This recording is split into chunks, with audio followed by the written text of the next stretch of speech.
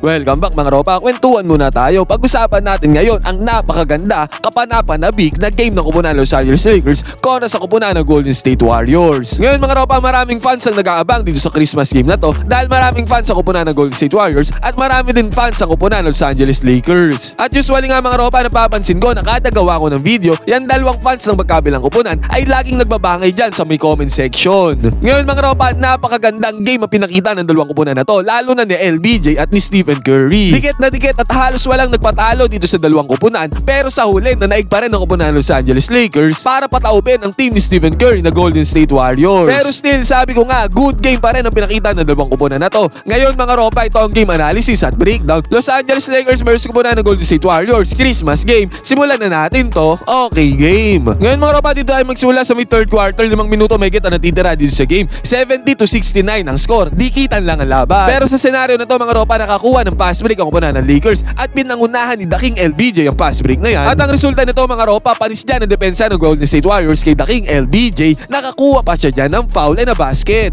At dito sa sumunod na play na to mga ropa, pansinin naman natin ang ginamit na depensa dito ng Golden State Warriors. Man-to-man defense ang gamit nilang depensa. At pansinin din natin ang dumedepensa dito kay LBJ mga ropa. Si Jonathan Kuminga ang nakamatch up sa kanya dyan. Pero sa pagkakataon na to mga ropa, nakapwesto si LBJ dito sa may mid-range dahil nga man-to-man defense ang nilalaro dito ng kupunan ng Golden State. Walang help defense dito kay LBJ. At dahil walang help defense mga ropa, kinapitalize na ni LeBron James sa pagkakataon na yan. Tinirahan niya ngayon si Kuminga dito, fade away mid-range jumper. At ang resulta nito mga ropa, basket is good naman para kay LBJ, easy money. Ngayon mga ropa, dito sa play na to ng Los Angeles Lakers, papakita ko sa inyo kung bakit laging small ball lineup ang ginagamit ni Coach Steve Kerr. Ang mamando na bola dito para sa Lakers mga ropa, si Austin Reeves. At ang bumabantay sa kanya dito ay si Andrew Wiggins. Ngayon mga ropa, ang kabantayan naman dito ni Rui Hachimura ay si Jackson Davis. Nag-set na high screen dito si Rui Hachimura para kay Austin Reeves. Pansinin natin na nakadrop defense si Jackson Davis dito against kay Rui Hachimura. Ngayon mga ropa, paggagamit dito ng screen ni Austin Reeves, sumalo sa kanya dyan si Andrew Wiggins at the same time si Jackson Davis. Dahil nga nakadrop defense dito si Jackson Davis. Dahil sa drop defense yan mga ropa, no choice naman talaga si Jackson Davis dyan dahil bawal siyang umangat doon sa may taas. Ang tendency outcome nito, naging open si Rui Hachimura sa may 3-pointer. Open na open yan mga ropa, walang bantay. Na dapat ay babantayan siya dito ni Jackson Davis sa may ibabaw. Yun nga lang mga ropa, dahil sa penetration dito ni Austin Reeves, napilitan sila mag-double team dito at sumalo. Ngayon mga ropa, ito ang dahilan kung bakit small ball lineup lagi ang gamit ni Coach Steve Kerr. Dahil nga sa drop defense na ginagawa ng kanyang mga centers. Hindi kasi kayang umangat sa depensa ng kanyang mga centers. Lagi lang to maiiwan kung aangat to sa may depensa. At yung gantong nakadrop defense naman mga ropa, kayang-kayang tirahan yung kanyang mga centers sa may 3-pointer pagka may screen na naganap. Katulad nga na nangyari dito mga ropa, pick and pop play lang ni Austin Reeves sa ni Rui Hachimura. Open na si Rui Hachimura dito dahil nga sa drop defense na binigay ni Jackson Davis. At ang tendency outcome nito mga ropa, 3-pointer ni Rui Hachimura, walang bantay. Easy man yan para kay Rui,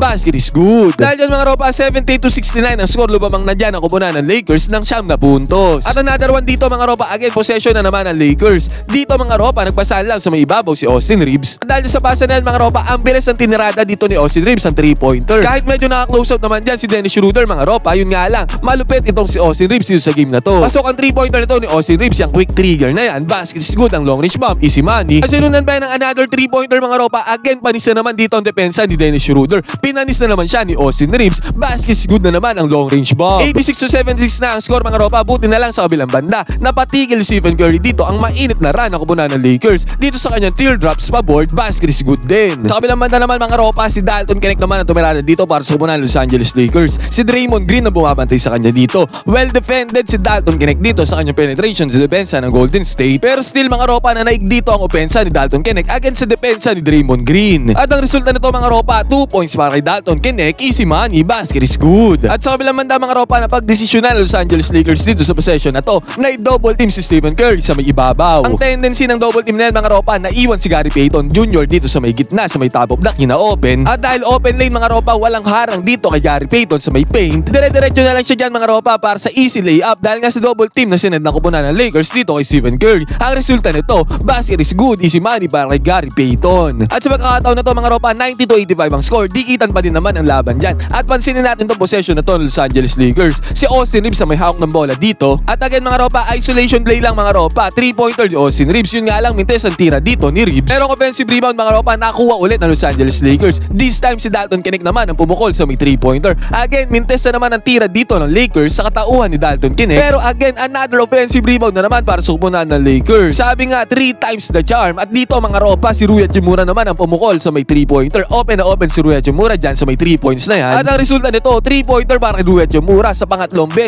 try ng Lakers. Pumasok din ang kanilang 3-pointer. Basket is good ang long range bomb. At sa sumunod na possession dito ng Lakers mga ropa, nakakuha sila ng mismatch doon sa may ilalim. Rui Hachimura against sa depensa ni Stephen Curry. At syempre mga ropa, dahil mismatch yan, hindi kinaya ni Curry sa depensa dito si Rui Hachimura. Easy 2 points agad ang napundar dito ni Rui. Basket is good, easy money. At doon sa kabilang banda mga ropa, nagkaroon ng pagkakataon dito si Podziemski na pumukol sa may right side corner 3-pointer. Open naman yung 3-pointer na yan mga ropa, pero still, mintes ang tira dito ni Podziemski. Pero buti na lang mga ropa, nakuha ng Golden State Warriors ang offensive rebound dito. At nagkaroon na naman ng pagkakataon si Podziemski na pumukol sa may 3. At sa second chance na to mga ropa, ang 3-pointer ni Podziemski ay pumasok din sa wakas. No problem para kay Podziemski, easy money, basket is good ang long range bomb. At ito mga ropa, 97-92 ang score, 5 minuto mahigit na lang ang natitira dito sa game. At si LBJ nagmamando ng bola dito para sa kupunan ng Lakers. At tignan natin itong ginawa niya dito mga ropa. Ito yung sinasabi kong pinakang strength ni LBJ sa kanyang aspeto ng laro. Kinatawan ni LBJ ngayon ang depensa ng Golden State Warriors mga ropa, pero dito sa pagkakataon na to,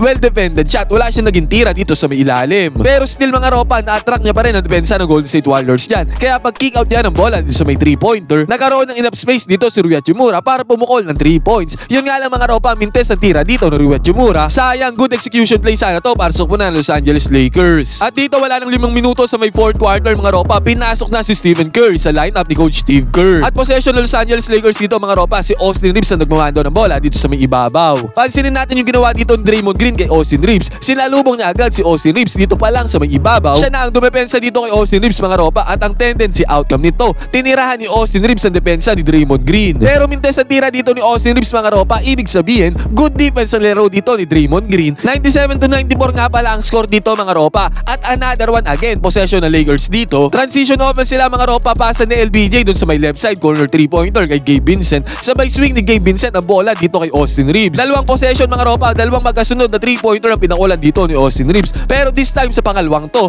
pasok ang kanyang 3-pointer, easy money para kay Austin Reeves, basket is good.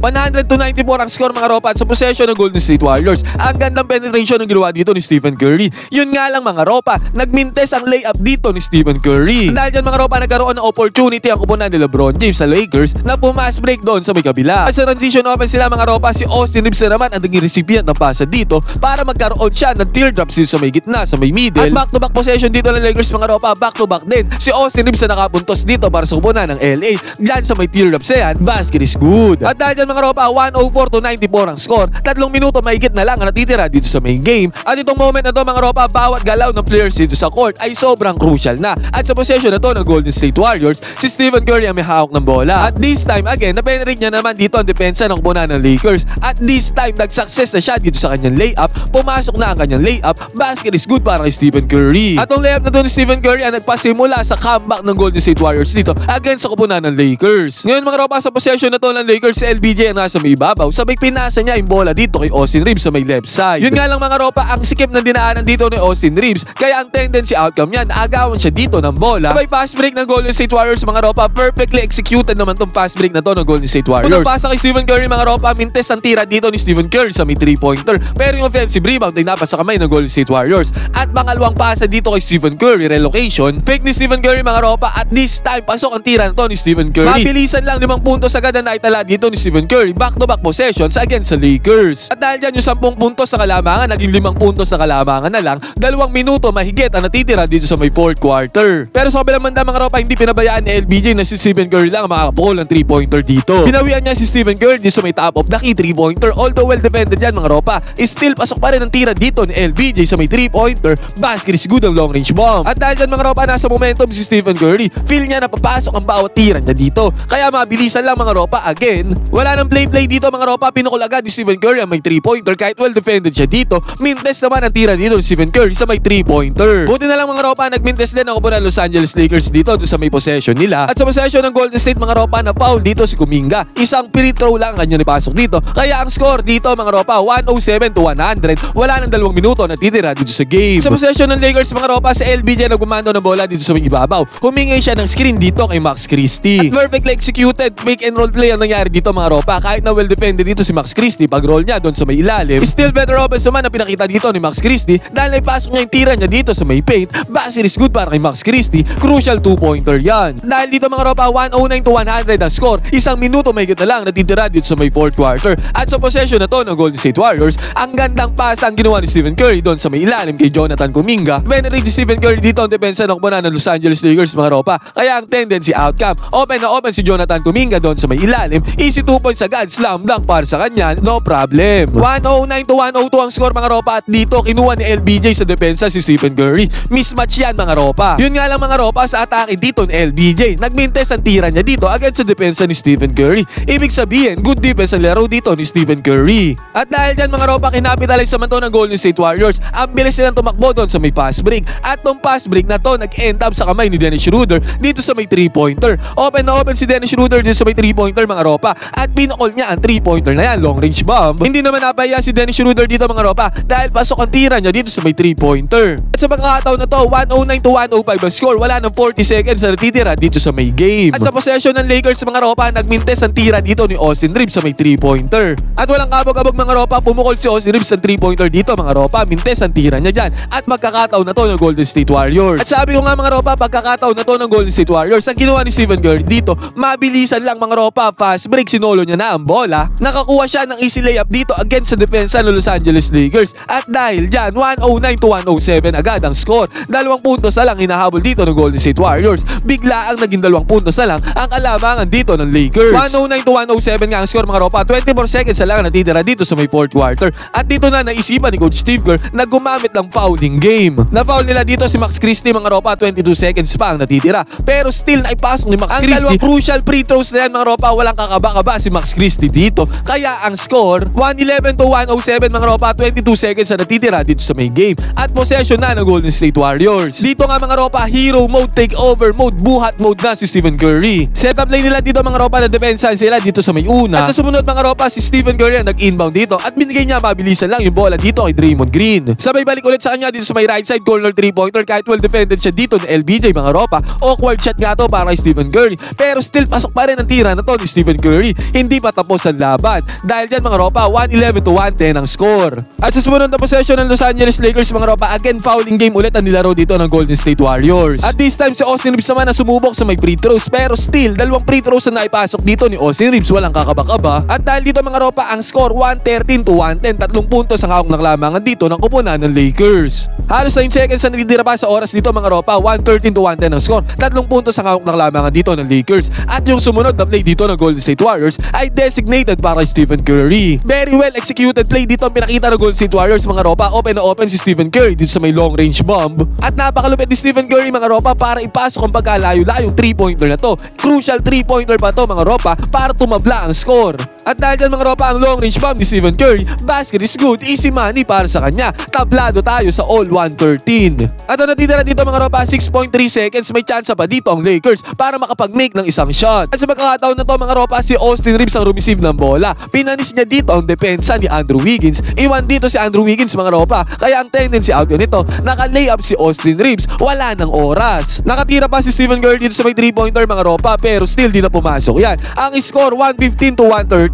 Hero mode dito si Austin Reeves. Panalo ang kupunan ng Lakers. Ang gandang laban nito mga ropa pero sa huli na naig ang kupunan ni LeBron James against sa kupunan ni Stephen Curry. Sayang yung heroic moments dito ni Stephen Curry dahil natalo sila sa huli. Ngayon mga ropa, ano masasabi nyo dito sa game na to? Napakagandang game na to, LeBron James versus Stephen Curry. Pwede kayo mag-comment dyan sa baba ng inyong opinion. Magkwentuhan tayo.